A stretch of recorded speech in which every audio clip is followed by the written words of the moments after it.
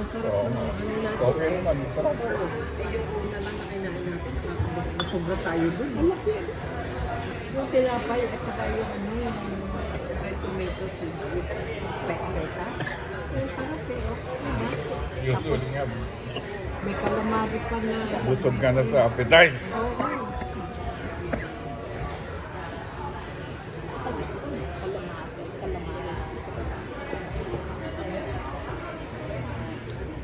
Ang sarap ng calamari kasi ang lambot.